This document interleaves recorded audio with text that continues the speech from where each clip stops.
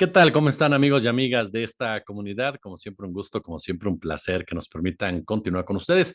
Pues bien, lo prometido es deuda. Hoy por la mañana les adelantábamos sobre el tema de esta cápsula, Latin Oz, este portal de noticias, este portal de opinión, de información, que pues prácticamente nace, ¿no? Desde el comienzo del gobierno de Andrés Manuel López Obrador, 2 años, con 2 años para ser exactos de diferencia, y que desde su inicio, pues se convirtió en crítico, ¿no? De cada paso que daba la cuarta transformación. Pero, ¿qué hay detrás precisamente de Latinos? ¿Por qué ha dedicado tanto tiempo, tanto esfuerzo en lanzar diatribas, en lanzar cuestionamientos, la gran mayoría de ellos sin ningún tipo de sustento?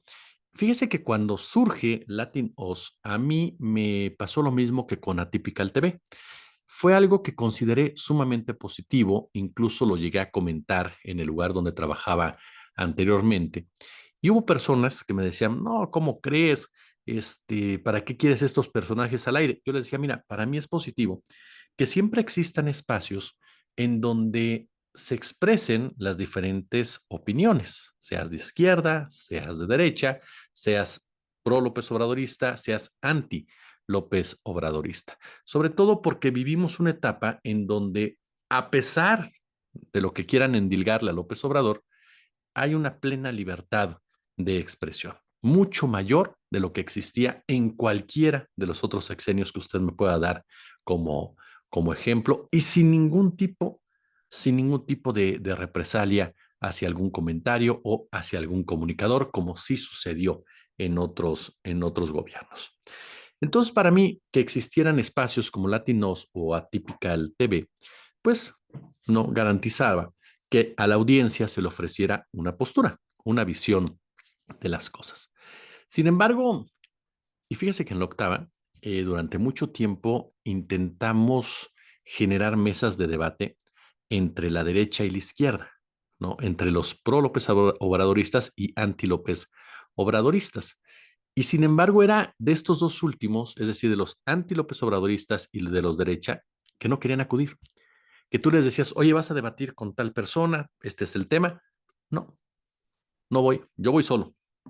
O invita a alguien que sea de mi estilo. Oye, pero la idea es que debatas, que no, no me interesa. Muy pocos, fue una lista larguísima la que hicimos ahí, y muy pocos. Tengo que decir en honor a la verdad que Sergio Sarmiento, Jorge Suárez Vélez, ¿quién me falta por ahí? Gabriel Cuadri, e incluso Silva Herzog con Hernán, eran de los que más aceptaban aparecer en este tipo de ejercicios, pero el resto, olvídenlo, olvídenlo. Y ahí fue cuando yo me di cuenta que a la derecha, y particularmente al anti-López Obradorismo, no le interesaba escuchar, le interesaba imponer su visión de las cosas. Y me parece que esto es un ejemplo claro de cómo fue degenerando Latinos y el propio Atypical TV en espacios alejados de una crítica sustentada, inteligente, dura, a espacios de golpeteo, a espacios de mentadas de madre, a espacios en donde hay que inventar para debilitar.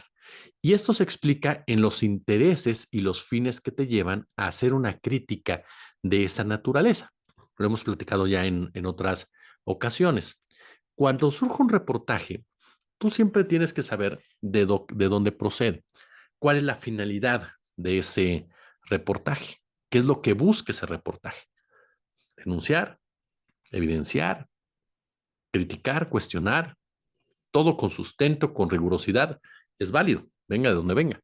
Pero cuando la intención solamente es manchar, solamente es golpear, solamente es debilitar, porque hay un interés político empresarial detrás, pues la cosa cambia completamente. En el caso concreto de Latinos, tiene a sus dos principales figuras, que son Carlos Loret de Mola y Víctor Trujillo, ataviado en broso. Y son dos personajes que históricamente están acostumbrados a ejecutar las órdenes de los patrones, que saben perfectamente cómo maniobrar y manejarse para responder a la defensa de los intereses de la empresa en donde trabajan o para lavarle la cara a un gobierno, a una administración, a un funcionario en particular. En el caso de Loret de Mola, el ejemplo palpable, por supuesto, es el montaje Florence Cassé Israel Vallarta. Sin embargo, hay otros ejercicios y otras experiencias que confirman cómo Loret se dejó seducir simple y llanamente por el poder y puso de lado su credibilidad para ganar dinero, para dejarse llevar por las dádivas, los privilegios, la zona de confort, una cercanía que quema en definitiva. En el caso concreto de Víctor Trujillo, sin duda el personaje de Broso fue disruptivo cuando apareció presentando noticias, dando análisis, realizando entrevistas, una forma fresca de hacerlo más allá del lenguaje que puede dividir opiniones. Sin embargo, conforme fue avanzando el personaje, fue creciendo el éxito del mismo como analista político, te empezaste a dar cuenta de ciertas tendencias que buscaban, más que otra cosa, defender poderes fácticos o grandes poderes, pero que se disfrazaban como aquellos que estaban del lado de la sociedad. Es decir, yo defiendo al patrón para que a ti empleado te vaya bien, en pocas palabras. Y esto era común en un sistema en el cual, lo hemos dicho en otras ocasiones, el gobierno, el empresario, te soltaba tantito la correa para que tú ladraras un poco, ¿no? Ladraras un poco y dieras la impresión de que había una cierta libertad para que lo hicieras. Pero cuando consideraba necesario, te jalaba la correa.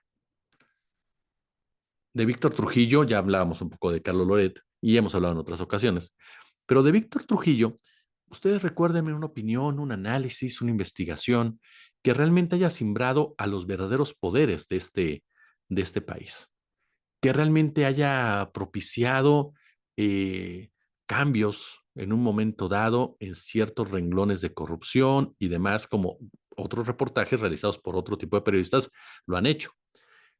Yo no encuentro ninguno.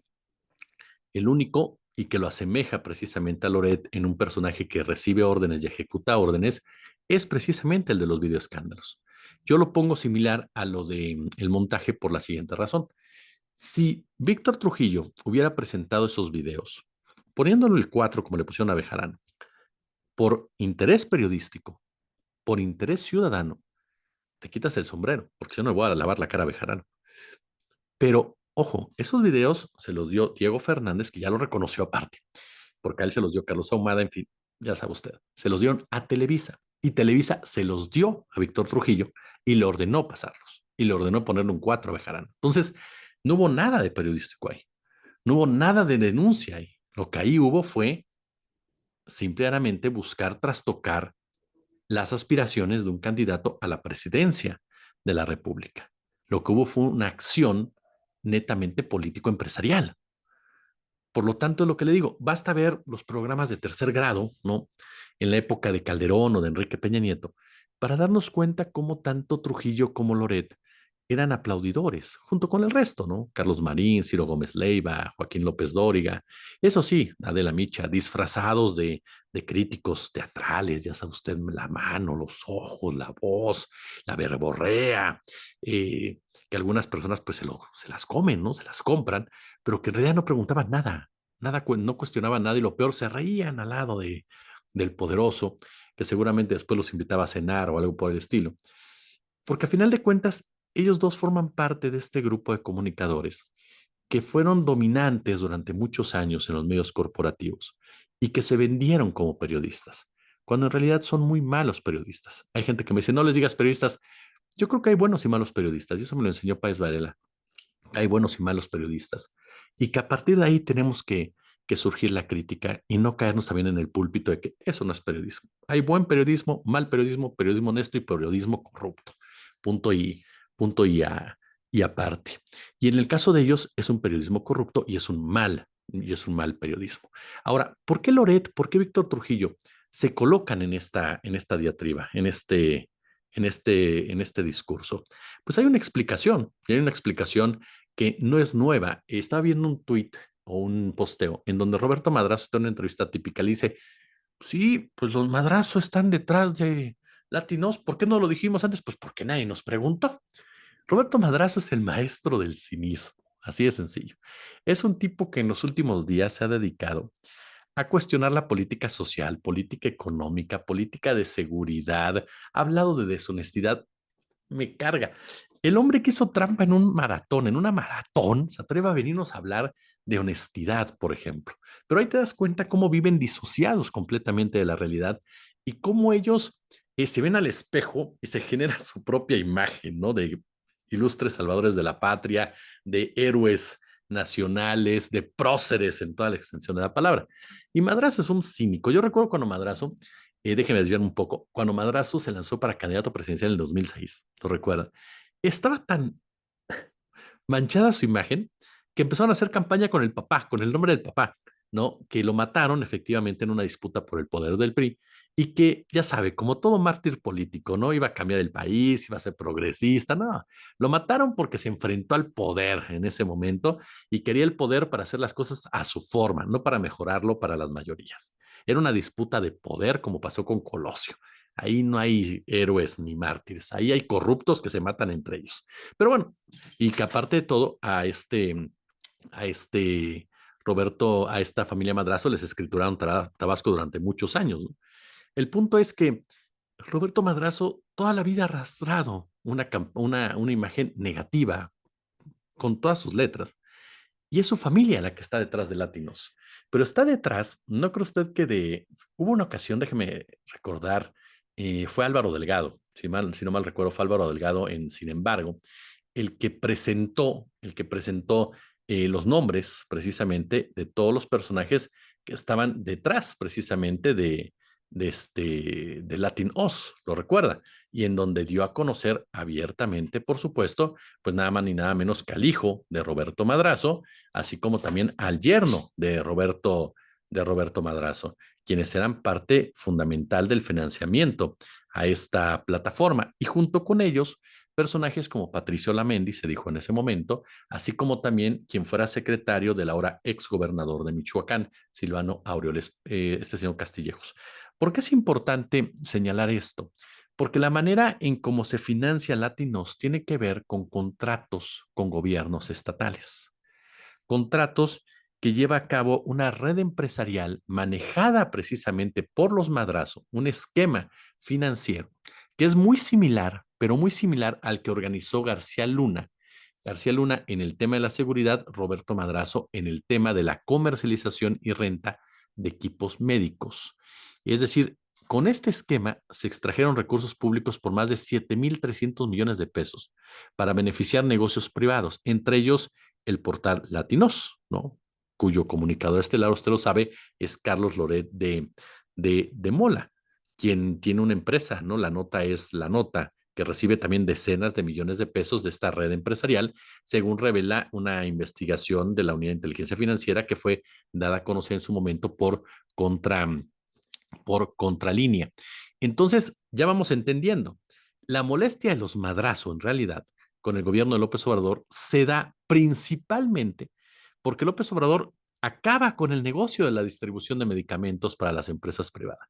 Le pone un alto a esta red de empresas que manejan los Madrazo. Ajá. Y entonces comienza Latinos a sacar nota tras nota, tras nota, tras nota en contra del gobierno federal. Hay una parte de este reportaje muy interesante, muy, muy interesante, por cierto, de Contralínea, que recuerda que tan solo el gobierno de Michoacán en tiempos de Silvano Aureoles, 2015-2021, se destinaron más de 4.500 millones de pesos a contratos con 9 empresas ligadas a la red de Roberto Madrazo. ¿Qué le parece? Los financiadores de Latinos ganaron 5.000 millones de pesos con 11 gobiernos estatales. Las mismas empresas facturaron otros 15 millones de pesos de 10 gobiernos más y los nuevos datos dan cuenta de la obtención de al menos otros 2.300 millones de pesos mediante 7 compañías que hasta ahora aparecen en el entramado de Madrazo pintado. Se habla en ese reportaje, se denunciaba de Diseño de Salud Integral, Solid Mind Leasing, Esdenco, Thomas Sand Group, Intrum Medical, Disipa y Citisesco Solutions, que principalmente firmaron contratos en su momento con el gobierno del Estado de México, que era encabezado por el priista del Mazo, ¿no? Incluso Diseño de Salud Integral, que es este grupo de Roberto Madrazo, obtuvo entre 2018 y 2020 casi 1.900 millones de pesos, 1.900 millones de pesos, la mayoría a través de contratos con gobiernos del Estado de México, de Michoacán, Chiapas, ojo con esto, y también de Hidalgo. ¿Qué le parece? Entonces, por ahí empezamos a darnos cuenta. Al momento, al momento en que comienza López Obrador a combatir este negocio de la distribución de medicamentos para este tipo de grupos, es cuando empieza a moverse Latinos. Latinos busca afectar de una manera u otra al gobierno de López Obrador para regresar los privilegios, para retomar precisamente este tipo de desfalco al país. Lo mismo que pasa con Claudio X González en la parte política. Claudio X González y cuyas empresas de su padre se han visto afectadas por las medidas que ha tomado el gobierno federal, entonces hay que tirar a López Obrador. Ya no lo pudimos tirar, entonces ahora hay que impedir que siga Morena en el poder a costa de lo que sea, de lo que sea. Fíjese, recordando lo que publicó Álvaro Delgado en 2021 sobre los financiadores de Latinos, Federico Madrazo Rojas y Alexis Niken Glagiola, hijo y yerno de Roberto Madrazo Pintado, se proporcionaron los nombres de las primeras empresas de la trama: BCG Limited Consulting, Digital Beacon Programmatic Service, Jova Hilt y Samedic, ¿no? Una red de políticos, pues, prominentes y empresas con acceso al dinero público, que es la que está detrás precisamente de LatinOS. LatinOS, que, como les mencionaba hace un momento, es una empresa, pues, política empresarial. Y concluyo con lo siguiente: no tendría nada de malo si Loret de Mola y Víctor Trujillo no se la pasaran diciendo que ellos son independientes, que ellos están haciendo un periodismo independiente, que ellos están haciendo un periodismo que busca denunciar, que busca estar del lado de la gente, que busca estar del lado correcto de la historia. Son golpeadores